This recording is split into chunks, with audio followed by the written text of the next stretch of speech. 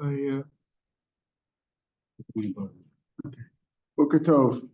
Today's daf is daf Nun Zayin Baba Kama, as we learned for Achinu Kol Beis Yisrael and Sunnah Sarva Shippi at the end of yesterday's daf, and then Baba based on the top of Nun Zayin. We had a machlokas, a famous machlokas between Rav and Rav Yosef. What's the halacha of a shomer chinam, of a socher rather? We have a rule that there's a machlokas between Rav Yud and Rav Meir. We'll see later on about the rule of a socher, a renter. Does he have a halacha like a shomer chinam or shomer socher? That's a different machlokas. The machlokas we're talking about here is a shomer aveda. When you find something, you have an obligation to return it to its owner if you're able to. And the question is, during that time, what are you? Are you considered a shomer chinam, so you're only responsible for pshia, for negligence? Or are you like a shomer socher? Because since you're absolved from doing mitzvahs, osig mitzvah, pater mitzvah, because God gave you the obligation, you're considered a shomer socher, and therefore you're chayav on genev and aveda. That was the machlokas we saw yesterday in Rav and Yosef. We'll pick it up again from the top of the page. I'll actually last couple of words on Nun Vavam and Beis, which we saw yesterday, but we'll say it again for completion's sake, because we're talking again here about the machlokas Rav and Rav Yosef. Rav says that a shomer aveda has a halacha of a shomer chinam. He's only responsible for negligence. And Rav Yosef says a shomer aveda has a halacha like a shomer socher. He's chayav for genev and aveda. Ace Rav Yosef l'Rabba at the top of the page in Zion. Let's say you found an item, and then you decided, you're not able to return it by putting up signs, etc. The best way is to put it back in the place where you found it, and hopefully the person who lost it, the loser, will find it. So if you return it to a place where you left it, you're not responsible for taking care of it anymore. But nignev aveda chayv achres, you're chayv in it. Now why are you chayv on genev aveda? My nignev aveda lav nignev mibeso was stolen from your house. Meanwhile, once you return it to the place where you found it, then you're absolved. But it says if it was lost or stolen, then you're responsible. Doesn't it mean if it was lost or stolen from your house in the mibeso, and therefore that shows that you're considered a shomer socher because you're chayav for genev and aveda. This is low. Malcolm shechzira, from the place you returned it. If it was stolen from there, how can you say if you return it to the place where you found it, you are responsible for genev and aveda? But the previous line said that you're not chayav to deal with it once you put it back. Once you put it back in the place where you found it, it says you're not responsible. Then it says you're chayav on genev and aveda. So how does that work? It depends when you put it back. If you put it back in the afternoon, and as we'll see, that's a time when people don't travel there too much because they're out in the fields working. Then you're responsible. Then it's because that was negligence. There are two aspects of it, two different cases. If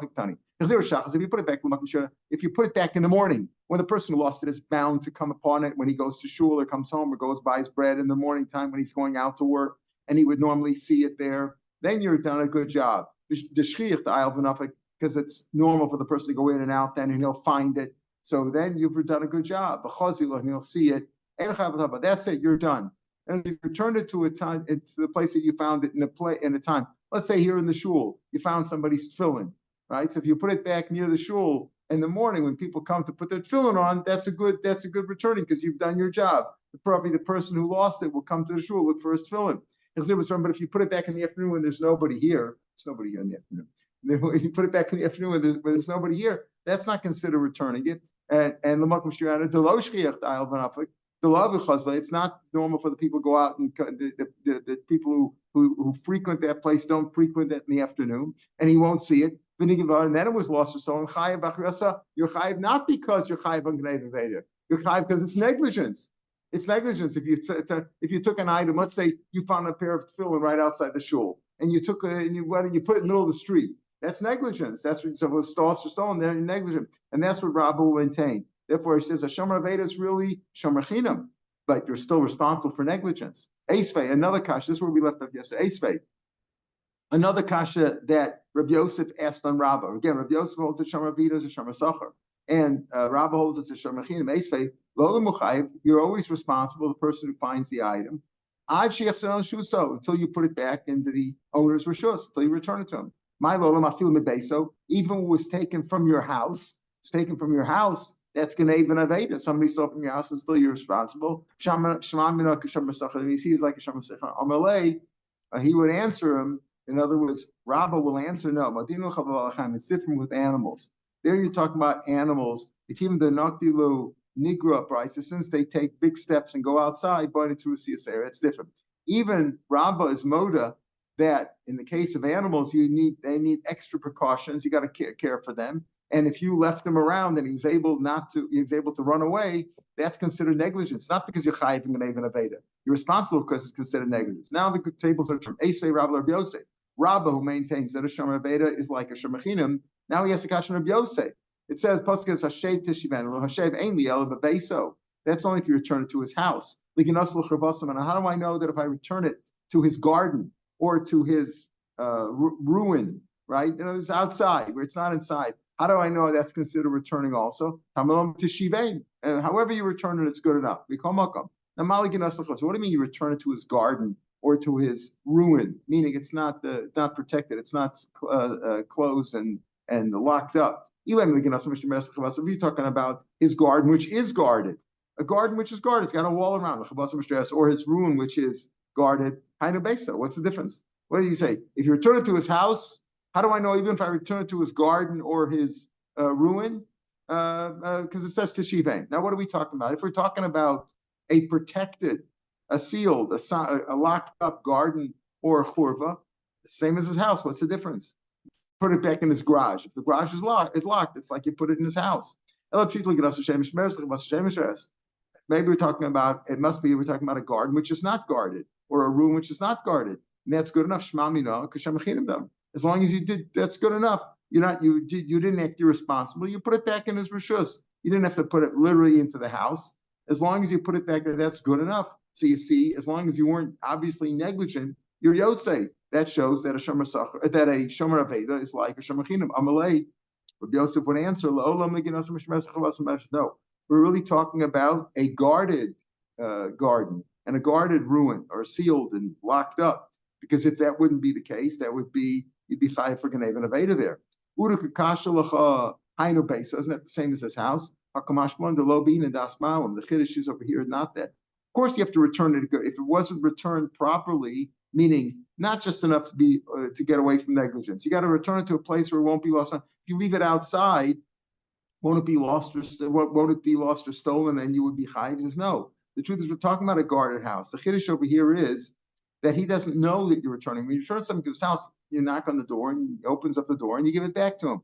If you put it in his garden or his ruin, even if it's protected, there's a wall around it, he may not know about it. That's okay. That's the chiddush over here. Really, you're talking about a guarded house and a guarded garden. If it's not a guarded garden or a garden ruin, whatever, that wouldn't be considered returning it, because then it could obviously be lost or stolen from there.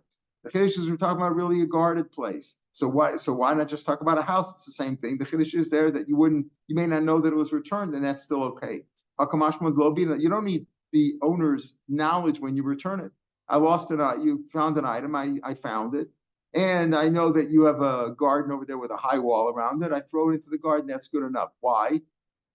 Because I've done my job. I've returned it. I don't have to let you know. If you stole something, if you burgled something, if you were considered a shomer, I gave you this item to watch. When you're finished, you better return it to me. Don't just put it back in my yard. You have to let me know. Everything needs the owner's knowledge, that his acquiescence that you've returned it to me. Except for returning a lamb. The Torah says many times, or at least it says it twice. Return it. You've returned it. You've done your job. Nobody said, you didn't take it from the guy. When you stole something or he gave it to you as a shomer, you took it from him. You got to return it to him directly. He has to know that you returned it. When it comes to Hashem, you don't need that. That's the point over here. So Abaye, student of Rav, turned to Rav Yosef, who was the disputant of his Rebbe Rabbah. And Abaye said to Rav Yosef, you don't really you don't agree with my Rebbe Rabbah that a shomer aveda is like a shomer chinam, and he's only responsible for negligence, not for Gnei Aveda.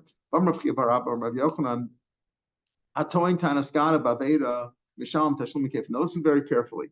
We all know the halacha that a gazlan just pays, he just pays. He stole $100. He stole a chair. You return the chair. You return the $100. A burglar, if he doesn't mow on his own, if he's caught and Adam testifying him, he has to pay double. Right? That's the idea of a burglar. There's also in the halacha that if you are a shomer and you get out of it. You try to shed responsibility by saying it was stolen from me, and then it turns out that you were the burglar. You also pay kefil. That's the point. Now, so Sylvia Atoin Tanasganav Baveda. Let's say I found an item, and they say, hey, didn't you find this item? No, I did find it, but it was burgled from me. Somebody stole it. And then turns out that I was the one who kept it myself. He also pays kefil. Now, think about it for a second. If a shomer of Eidah has a halacha like a shomer sacher, right?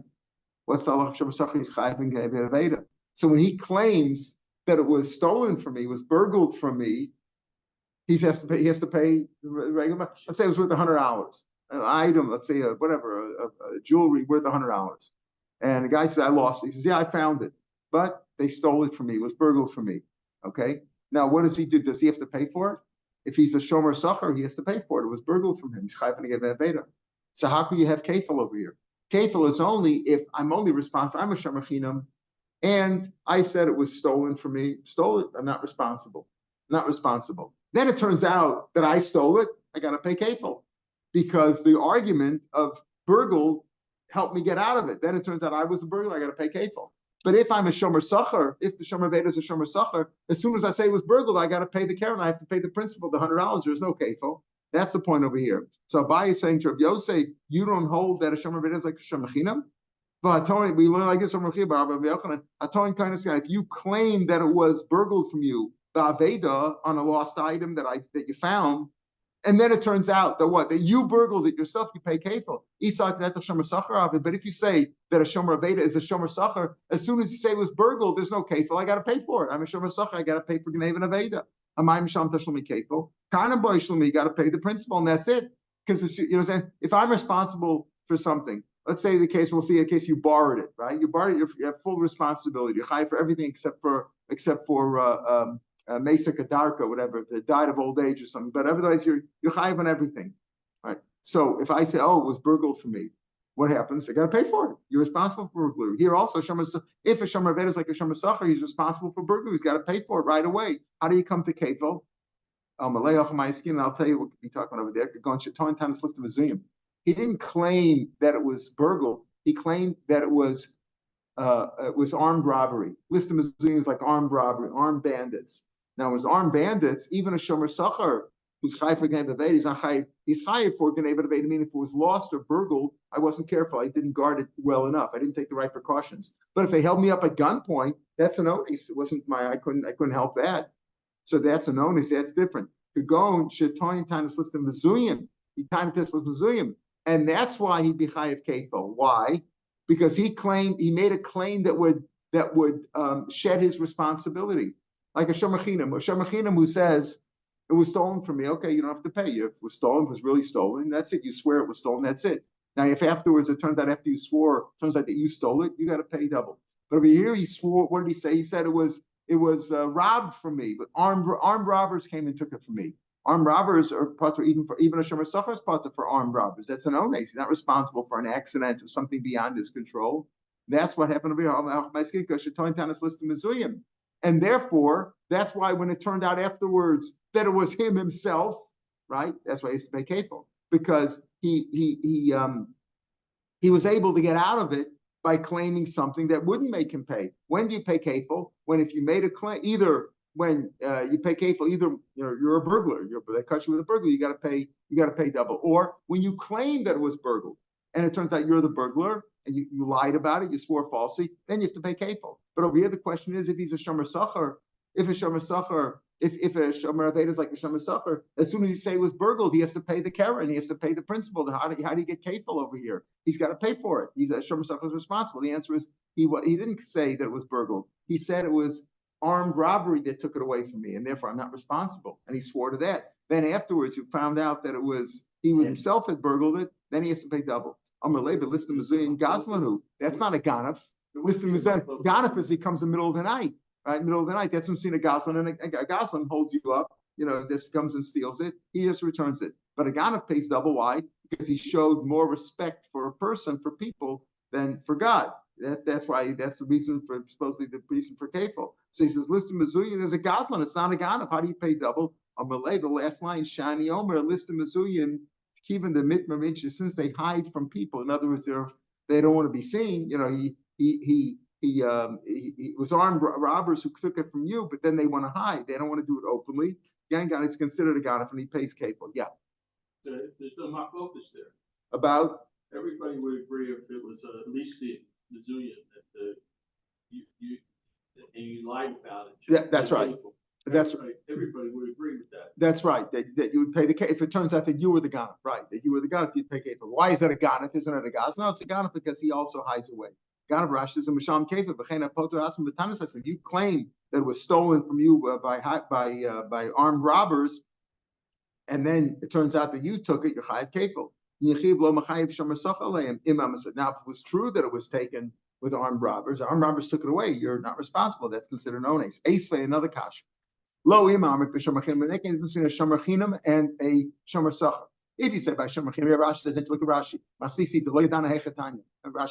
Marshall takes that out, but he is not sure where that price is. There's a difference between shomer chinam. Imam shomer chinam shekhem misham tashum kefil. A shomer chinam pays kefil. How so? How does a shomer chinam pay kefil? We just said a shomer chinam is only responsible for negligence. If he claimed that it was burgled, as we'll see. Tomer shomer sacher shein misham kefil doesn't pay kefil. If you say listim mezuyim is also a ganef, and you would pay kefil if you claimed it was listim mezuyim and afterwards it turned out you took it. When you claim that it was robbed from you, it was armed robbery, armed bandits took it from you, and then it turned out you were a liar, there's kefil there too. How do you say by shomer chinam you pay kefil? By shomer sacher normally you don't pay kefil because if you claim it was burgled, you have to pay the keren. How so? If you claim that by that the shomer sacher who claims listim mezuyim also there's kefil, so by shomer sacher there's also kefil. Amalei hachikamer. This is what he say. Lo imam b'shomer chinam shekem misham tashum kefil b'chol tanasa. Whenever a shomer chinam gets out of it, all he has to say is he's only responsible for pshia, for negligence. So whatever he said, if he said it was burgled from me, it was lost from me, it was armed robbers took it, whatever he says. And then it turns out he lied, he has to pay kefil because he used a claim that would get him out of paying, then he has to pay kefil. Shomer sacher does not pay kefil in all those cases. He only pays kefil in the case where he claimed listim mezuyim, because listim mezuyim would have gotten him out of responsibility because he said that's an ones, and then it turns out that he took it, then he'd pay kefil in that case. But if he claimed stam, it was burgled from me, he doesn't pay kefil. Why? Because he pays the keren. Shomer sacher who just says it was burgled from me or was lost from me pays the keren. Esvei, another kash. When it talks about a shoel, remember what it is. A shomer chinam is only responsible for pshia. A shomer sacher is responsible for genev and aveda. A shoel is responsible basically for everything except basic darky. It's basically accidents. It broke. The car broke, the animal broke, whatever, or died. Ein liela shvur mesa. That's what we're talking about. Shoel is responsible for everything. Ein liela shvur mesa. It's chai for shvur mesa. Genev and aveda. How do we know that a shoel, a borrower, is also chai even genev and aveda? Amr kal v'chomer. Listen to this. Listen to this. A very simple kal v'chomer. A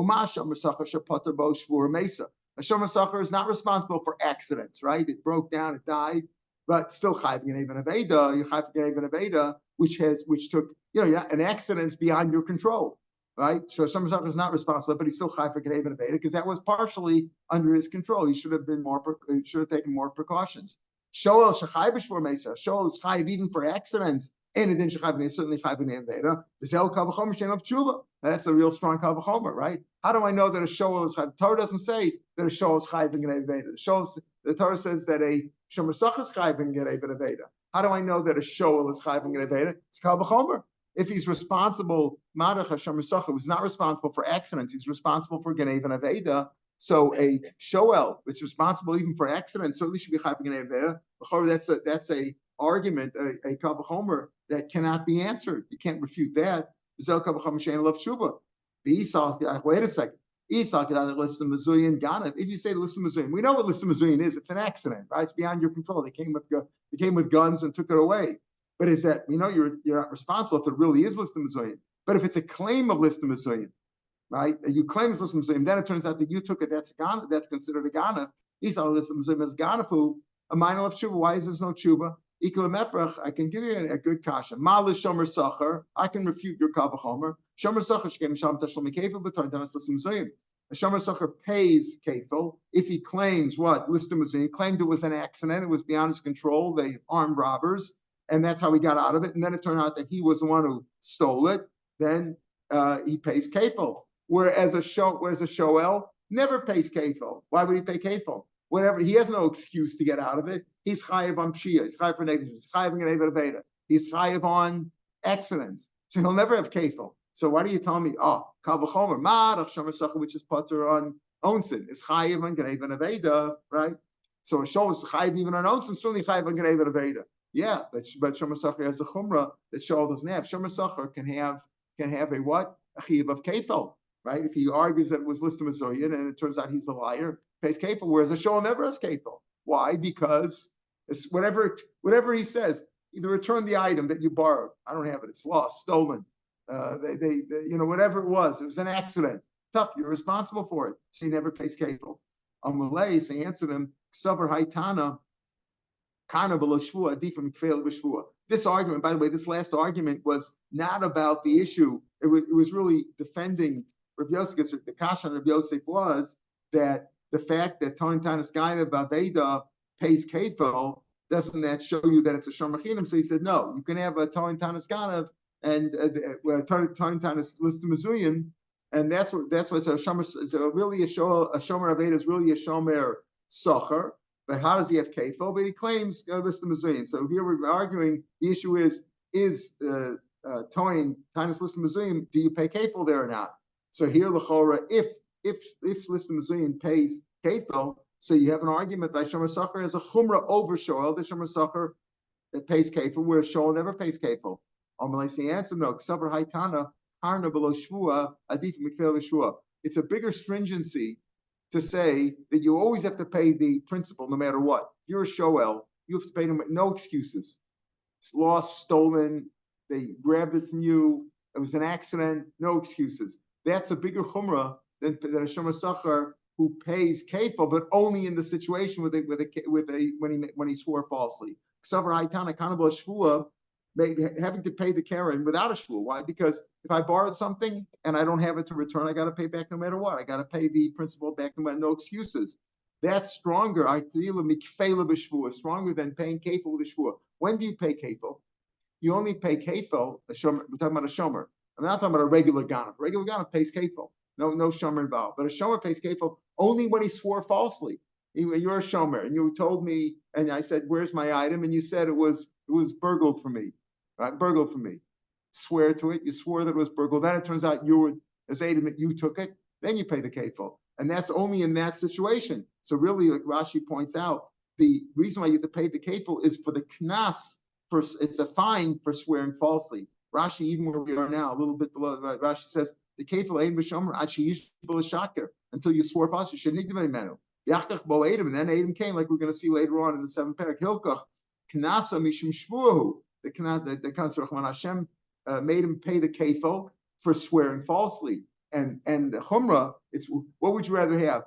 Possibility of getting out of it just by claiming it was burgled, even though if you lied about it and swore falsely, you'd pay kefil. Or show, which is responsible for all damages, no matter what, all conditions a show is responsible for. That's a bigger chumrah, and therefore the kal v'chomer stands. How do you know that a show pays as chai for geneva aveda? If he's chai for onsin, where shomer sacher is not responsible for onsin, but shomer sacher is chai for geneva aveda, certainly a show is chai for geneva aveda. So this question of Toin Tanis Ganav, is that considered, Toin Tanis Listim Mazuyan, is that considered a Ganav? Here, there's a proof to that. Lema Messiah, let's bring a proof. Hasocher para michavero. I rented your animal. Now, we said before, shomer chinam pays for pshia. Shomer sacher pays for geneva aveda. Shoel pays for almost all cases, all conditions. You pay for everything. What about a renter? So that's a famous machlokes Rav Yehuda and Rav Meir. Is a renter considered, shomer chinam considered like a shomer sacher? So Asocher para michavero v'nignava, I rented an animal from you, and it was stolen. Now the person who borrowed it, the person who rented it rather, he paid for it.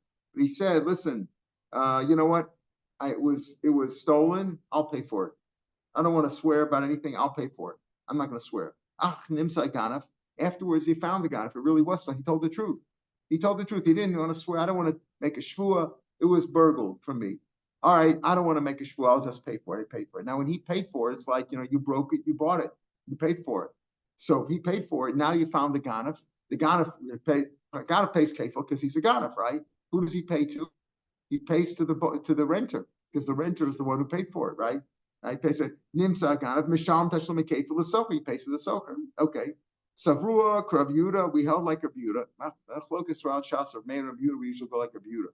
So Rav Yosef, we go like Rav Yosef. Machlokas Rav Meir Rav Yehuda. Now, Savak Rav Yehuda, the Amar Socher, say Socher. A socher, a renter, has the rules of a hired watchman. A no say Socher, dummy. He's like a no say Socher.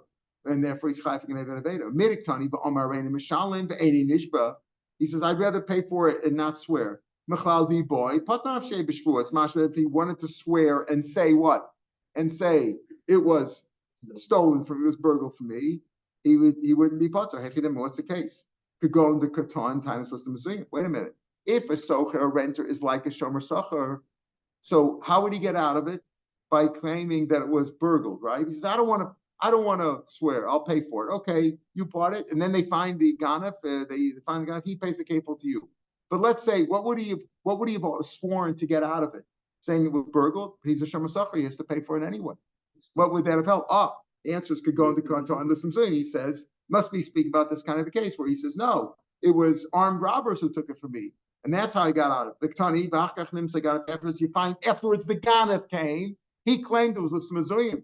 And afterwards, they found the ganef. So you see Listam Mizuyim ganef. So here's a proof that Listam Mizuyim is considered a ganef. Remember, we had that discussion. We said Rav Yosef got out of the whole problem by saying that Toin Tanas ganef, Aveda. We're not talking about Listam Mizuyim. So how do you have Listam Mizuyim? Listam Mizuyim are Gazlanim, though, aren't they? They're Gazlanim because they stole openly. No, it's just a ganef because they hide away from people. So therefore, they have a lach of ganef and you pay kef. Here's a proof to that. Because this case must be speaking about if you hold that a renter is like a shomer socher, he's chayv and aveda. So how could he have gotten out of it? I don't want to get out of it. I'll just pay for it. Fine, it's yours. But if he wanted to get out of it, make a shvur. What would a shvur help? What would he swear was burgled? He got to pay anyway. You're a shomer socher. No, it must be that it's Listam Mizuyim, and he called him Zaganef, even though it was Listam Mizuyim. Mashan Tashel Mekefel the socher. Shmamina. You see here, the Listam Mizuyim is a ganef. It's not a gazan. Amri says it's not a proof from there. Misa is Rav Yehuda. Who says you go like Rav Yehuda? The Amr Socher is Socher. Dami. Dilmak Rav Meir's feeling. Maybe he holds like Rav Meir that holds that a Socher is like a Shomer Chinam. And if it's Shomer Chinam, the Amr Shomer Socher Shomer Chinam Dami. And if he's a Shomer Chinam, then he could have just got out of it by claiming there's no Listam Mizuyim here. Just claimed that it was a burglary. Claimed it was a burglary. If I'd have sworn a Socher, he's a Shomer Chinam. He could have just said it was burgled. I swear it was burgled, and he got out of it. Then you find the ganef, then then you pay him because he says I'll pay for it. But if he would have sworn about it and told the truth, he would get out of it. So talking about a shemachinim. Ibay say, or I could tell you if you want to go like Rav Yehuda, get a machlef Rav over there. The Gemara we're going to have in the next parak talks about that. Sapatani socher kates mishalim. How does a socher pay? Rav Meir says Shama Sacher, Rav Yehuda Mishalim. So you can say very simple. I don't have to say goes like Rav Meir that we don't pass like him. I'll go like Rav Yehuda, go like the sheet of Rabba Baravu who says the other way around. Rav Yehuda is the one who says Hashem Machinim, and Rav Meir says Shama Sacher. So this isn't the case of time Listam Mizuyim. Why? Because we're going like Rav Meir. So Shai the holds like Hashem Machinim, and he could have gotten out of it by claiming he was burgled. And if he didn't get out of it because he paid for it instead, then he's the owner now. And when you find the ganef, pays the kefil to the renter. Rav Zera gives a brilliant answer. Rav Zera Amar, no, you don't have to go through all these machinations. You can go like Rav Yehuda, and Rav Yehuda holds that he's a shomer socher. So why isn't this Toin Tanis Ganav? Rav Zera Mahachamai Skin, but Toin Tanis Listam Mizuyim. He really did claim he was a shomer socher. We go like Rav Yehuda, like we hold in Rav Yehuda, that a renter is like a shomer socher, and claiming that it was just burgled would not get him out of it because he's chai for Gnei Ben Aveda. He claimed though it was Listam Mizuyim, that it was armed robbers, particularly beyond his control. So why do they have to pay? So if that's the case, and then you find the guy who's called the ganef, no, but then so Listam Sheina Mizuyim. That's what happened over here. He got out of it by claiming that they were armed robbers, so I don't have to pay. It was an onus, it was an accident, it was beyond my control. Then when they find the ganav, he has to pay kefil. Doesn't that show you that listim mezuyim are ganavim? No, he claimed it was listim mezuyim, but when they found the ganavim, it turned out they weren't mezuyim. They were just regular ganavim. Regular ganavim are certainly have to pay kefil. You understand the chap? He says you must be speaking about where it was listim mezuyim, because otherwise the shomer sachar couldn't have gotten out of it. The answer is yeah, that's what he claimed, listim mezuyim. That's why he got out of it, and he swore that it was listim mezuyim. But when they find the real robbers, turns out they never had any guns or knives or anything like that. They were just regular ganavim. So that's how you have ganavim. That's why they pay kefil. Not because listim mezuyim is a ganav. They were regular listim, not mezuyim. All right, that ends this discussion. But we'll have this discussion again. We had two famous machlokas on this daf. One is a shomer aveda like a shomer chinam, like Rabba says, or like Rav Yosef, he says like a shomer suffer, which is pretty much the halacha. And we have the other machlokas that we're going to have again elsewhere that. What is a socher? Is a socher like we all know shomer chinam has his rules. Shomer socher has his rules. Shomer has his rules. What about a socher? Is he like a shomer socher, the same as a nosei socher? That's the same thing. It's synonymous. Nosei socher, shomer socher, same thing. Is a socher like a nosei socher, or is he like a shomer chinam? And that's the machlokes from Yomei. And again, we go like a view that he's considered a nosei socher. Then let's look back at the Mishnah on Nun Hayim and Beis, where we said, right, you had a sheep. And your sheep, if they battle their way out of the barn, out of the pen, whatever, beyond your control, you're putter. Okay. Unless you didn't take proper precautions. If listim took it out, they're chayv. You left it in the sun, you're responsible for that. You gave it to another show. If the shepherd gave it to his apprentice, we saw yesterday, also the apprentice takes the place of him and he's responsible. Nafla lagina, let's say you're walking along with your sheep, right? You're walking along with your sheep. And one of them fell off the road into the garden. Tomorrow's daf, we'll see how he fell. He slipped on water or his own urine or whatever. He slipped and fell into somebody's garden. The ground where you took him, the public ground, was above somebody's garden, and he fell into the garden. It says over there, nafla again, if it fell into the gina, bananas, and the animal had pleasure. What kind of pleasure are we talking about? We'll see. Mishal Mishmash, you only have to pay for the value for the value of the hana. In other words, let's say he ate expensive strawberries. He fell into a patch of strawberries and he ruined all these strawberries. They're worth a lot of money. They're worth $100. But if he ate them, what would be the gain to the owner of the sheep? $20, let's say. He would have given a normally, animal feed, which was $20. So you pay for what? Only for the hana.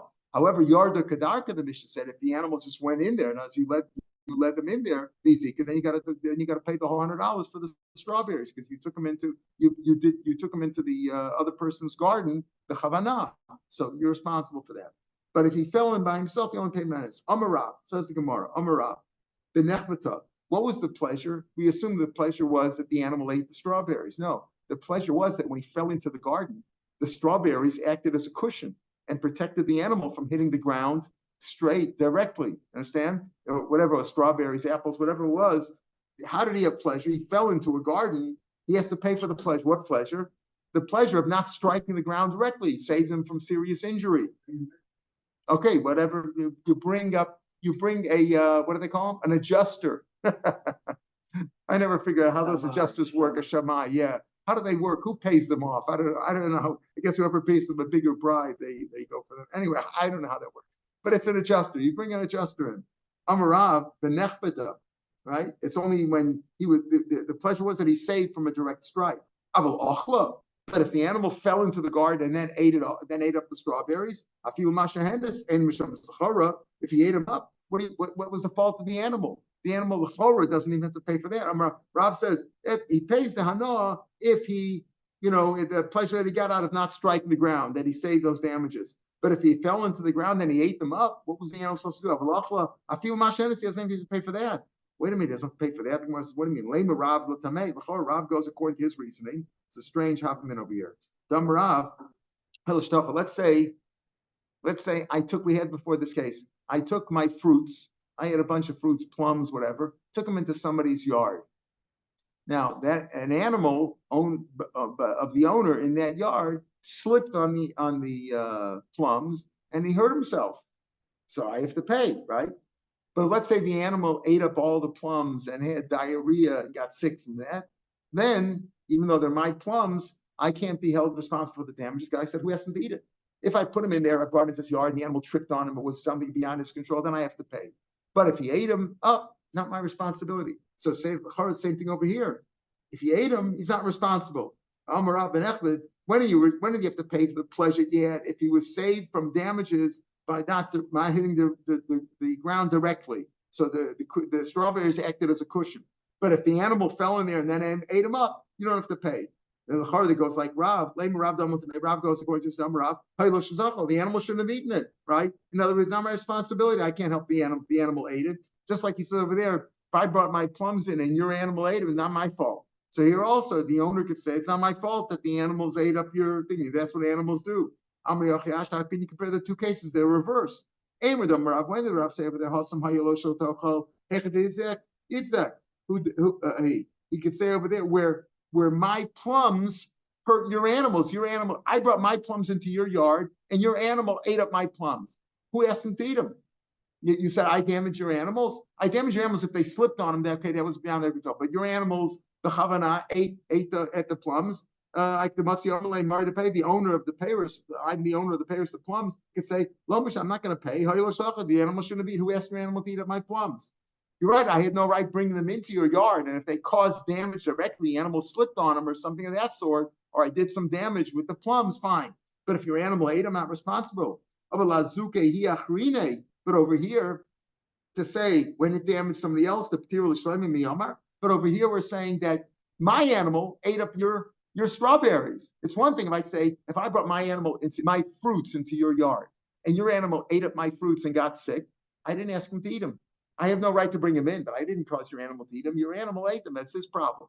Like you're going to say over here, when my animal fell into your yard and ate up your strawberries, I shouldn't be responsible. He ate up your strawberries, you know? At least, maybe you don't pay the $100 for the value of strawberries, but I didn't have to feed him lunch. Lunch would have been only $20, not $100, right? The budget me, Ella, Lomi boy, comer. This is what he means to say, right? I like that Lashon and Rashi. Rashi says here, take a look at the last Rashi in the Havamina. So I just explained this outside the Tani Huskulem about the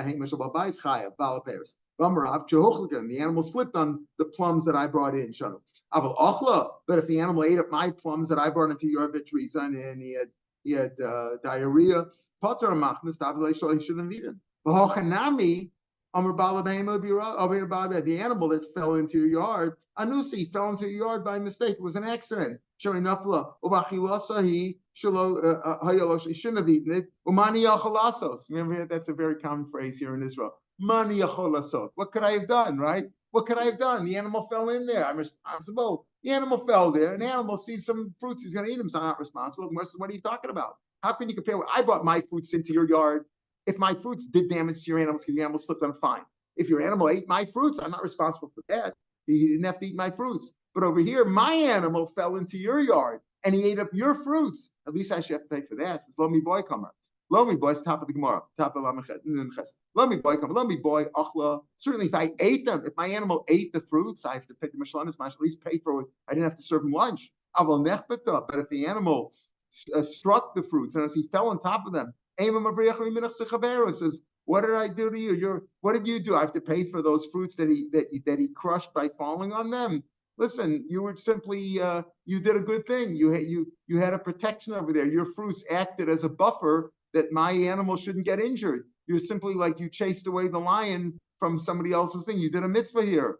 I just sent away, and therefore it's not I shouldn't have to pay for that. If my animal fell into your yard and ate your fruits, at least I used to pay for his lunch. Not the $100, but pay $20. But if my animal fell into your yard and your fruits acted as a buffer, as a cushion, so that my animal shouldn't get hurt, I should have to pay for that. You did a mitzvah, right? You did a mitzvah. Kamash Malon, no, you have to pay for that too. When my animal fell into your yard and he did damage to your fruits, either by eating them or by falling on them and cushioning his blow, either way I have to pay for I didn't leave the animal. It was an accident. So I have to pay for the value for the $20 lunch, not for the actual value of the fruits.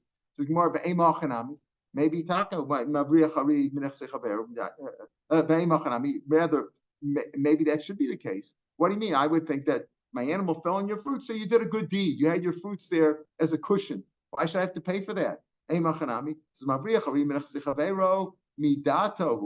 I go out and I spend efforts and money to save your animal, your child, whatever, from your fruits, your valuables from an animal, I chased them away. I did that on my own. But over here, I didn't know your animal's going to fall in there. You can't say that I did a mitzvah here. Lest they say that there's no loss. I just used my time. I chased the animal away.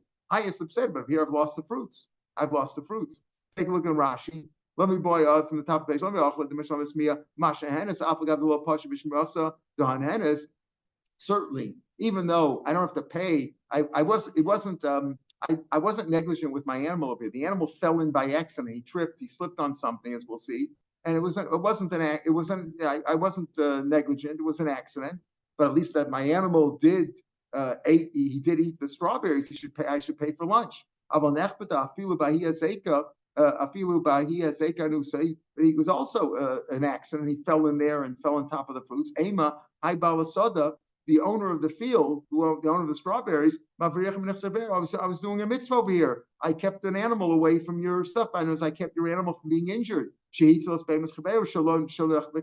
the ground directly. It says Rashi in the end of the fourth line of Rashi. I was doing a mitzvah.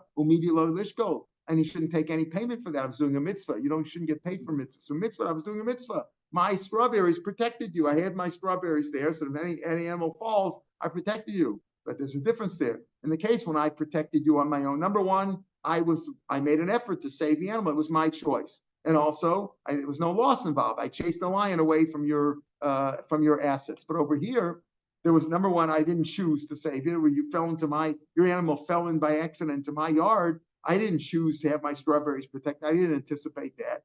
So it wasn't, I didn't plan to do it. I wasn't involved in doing a mitzvah.